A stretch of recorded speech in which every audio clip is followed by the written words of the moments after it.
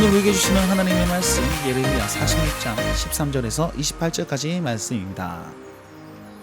자, 오늘 본문 말씀에서는요, 다시 한번 애굽이 멸망당할 것이다, 느부갓네살 왕이 애굽을 칠 것이다 라는 것을 선포하고 예언하고 있는 장면입니다. 그런데 오늘 본문 말씀에서는요, 하나님의 공의로우심이 정말 많이 드러나고 있습니다. 여러분, 하나님은 공의로우시다, 이 뜻이 무엇입니까? 공의롭단 말은요, 굉장히 죄를 가지고 있는 자를 벌하시면 안 되고, 그러니까 죄가 있는데 그냥 없다 이렇게 하실 수 없다는 거예요. 그건 공평하지 않은 거죠. 정의롭지 않은 겁니다. 그리고 의인에게 의인이 손해보거나 의인이 불이익을 당하는 걸 볼 수가 없는 것, 그것이 공의로운 것입니다. 하나님은 공의로우시기 때문에 죄를 벌하셔야만 하는 그런 습성을 가지고 있습니다. 그래서 하나님의 모습은 심판주의 모습으로 드러나고 있습니다. 그리고 의인을 의인 대접해 줘야 하기 때문에 하나님은 회복주로도 나타내 보이고 있습니다. 그래서 심판자, 회복자의 모습이 딱 드러날 때, 하나님은 공의로우십니다 라고 고백할 수 있게 되는 겁니다. 오늘 본문 말씀에 이 두 가지의 모습이 다 드러나서 하나님의 공의로우심이 잘 드러나는 본문이 바로 오늘 본문이라는 것입니다. 자, 한번 살펴봅시다. 느부갓네살이 애굽을 칠 것인데 예레미야가 믹돌과 놉과 다바네스에게 선포합니다.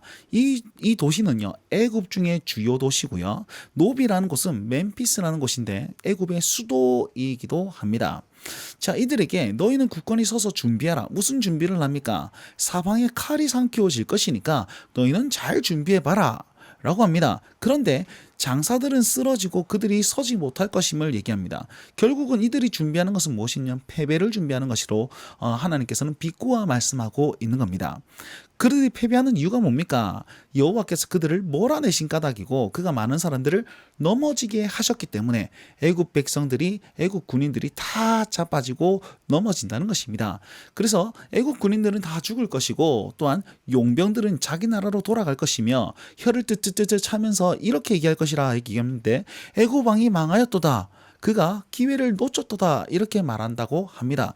기회는 어떤 기회입니까? 바로 바벨론을 치고 그가 제1의 권력자가 되는 그 기회를 놓쳤다라고 생각해 볼 수 있습니다.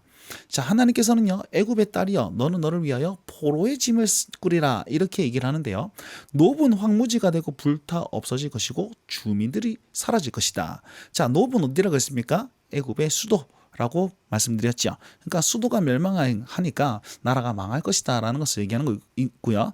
북에서 쇠파리 때가 줄곧 올 것이다. 쇠파리는 아마도 느부갓네살 왕 바벨론 군대를 얘기하고 있는 겁니다.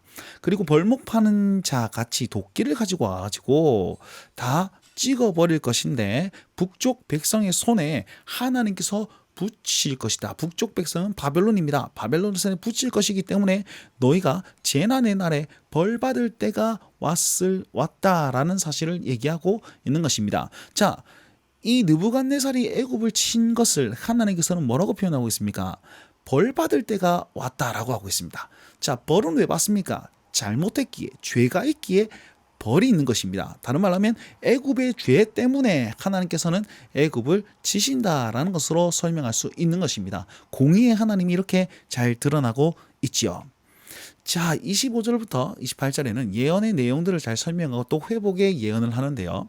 자, 그의 내용이 이렇습니다. 애굽이 왜 멸망당해야 됩니까? 내가 애굽 왕들과 애굽 신들을 그를 의지하는 자를 벌할 것이다 라고 얘기하고 있습니다. 애굽 백성들은 당연히 자기 민족을 의지하고 또 자기 신들을 섬겼겠죠. 그 다음에 그를 의지하는 자가 또 누가 있습니까? 예, 이스라엘 백성 중에 그곳에 거하는 그 이스라엘 백성들까지도 벌할 것이다 라고 얘기를 하고 있습니다. 내가 바벨론의 느부갓네살 왕과 그 왕의 손과 종들의 손에 넘김으로써 이들을 벌할 것이다 라고 얘기를 하고 있는 겁니다. 자, 가만 보시면 애굽이 지금 멸망당하는 것은 유다 백성들이 그곳에서 하늘의 여왕을 섬겼기 때문이다 라고 해석할 수도 있습니다. 그 앞절 본문 보시면 하나님께서 너희들 때문에 예레미야가 그 성벽에다가 돌을 심고 다시 흙을 덮어서 이렇게 하고 있지 않습니까? 그것 위에 바벨론 느부갓네살의 그 왕자가 설 것이다 이렇게 말씀하셨잖아요. 다른 말로 하면 이스라엘 백성들의 그 죄가 거기 있기 때문에 멸망당할 수도 있고, 또 애굽이 또 이스라엘 백성들을 많이 침략하였고 괴롭게 했기 때문에 그 벌로 말미암아서 이렇게 멸망당할 것이다. 모든 것이 다 포함되어 있습니다. 결국 애굽을 치겠다가 아니고 그를 의지하는 자를 벌할 것이다 라는 것은 그 하나님을 섬기지 않는 이스라엘 백성들, 유다 백성들도 포함된다는 사실을 꼭 기억하십시오. 그럼 누가 회복됩니까? 그래서 하나님께서는 남은 자들이 회복된다라고 얘기를 하고 있습니다. 자, 26절 말씀 보니까 좀 의아한 말씀이 있습니다. 치겠다라고 했습니다. 그런데 그럴지라도 그 후에는 이 땅이 이전과 같이 사람 살 곳이 될 것이다. 이렇게 표현하고 있거든요. 여러분 구약 성경의 많은 본문 보시면 이 땅을 멸할 것이다 라고 하면 다시금 회복 못되게 초토화시키는 경우가 많습니다.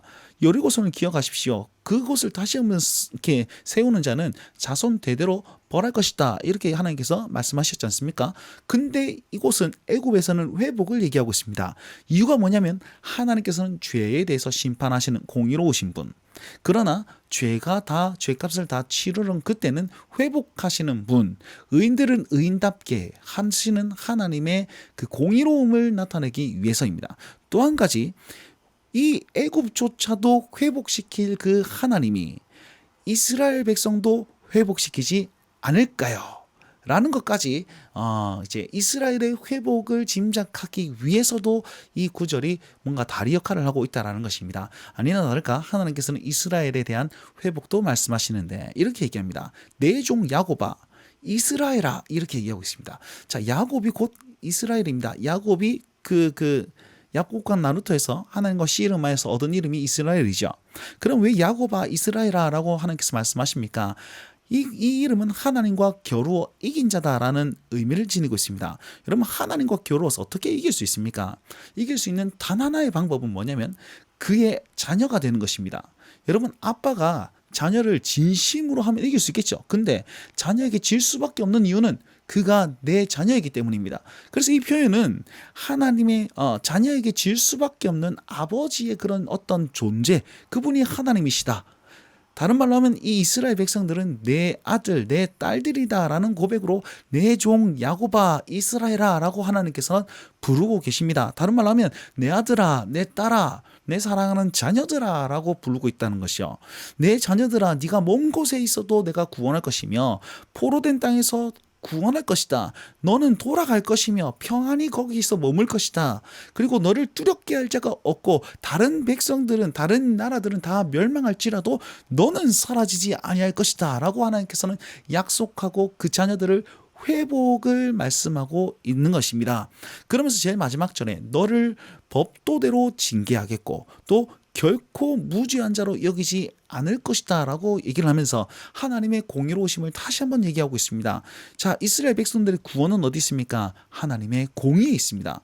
보시면 이스라엘 백성들 애굽 왕들을 의지하고 애굽 신들을 섬겼던 그 모든 자들은 벌하시고 남은 자기 백성들, 남은 그 내 종 야곱, 내 종 이스라엘 그들을 세워서 다시 한번 회복시키시는 그런 공의의 하나님, 의인들을 의롭게 취급하시는 하나님, 결코 무지한 자로 여기시지 아니하시는 그 하나님을 말씀하시면서 구원의 근거를 거기 두고 있는 것입니다. 자, 그렇다면 우리의 삶에 어떻게 적용할 수 있습니까? 우리는 하나님 앞에 하나님을 어떻게 여겨야 될 것입니까? 여러분, 하나님은 공의로운 분입니다. 죄를 심판하시고 또 회개하는 자에게는 반드시 회복을 허락하시는 분입니다. 그러니까 우리는 어떻게 살아야 됩니까? 우리는 우상을 섬기지 않고 오직 하나님 한 분만 바라보면서 회복, 지금 어렵고 힘든 중에 회복자 되신 분을 더욱더 바라면서 하나님을 의지하며 살아야 된다는 것입니다. 그리고 우리가 하나님의 자녀라면 꼭 우리 아버지 되신다는 사실을 꼭 기억하면서 그리서 하십시오. 여러분, 내 당장의 유익이 저기 있다고 해서 하나님을 등한시하지 마시고 내 이스라엘 백성들이 애굽에서 좀 평안하게 살게 놔두면 될 텐데 라고 말할 수도 있었겠죠.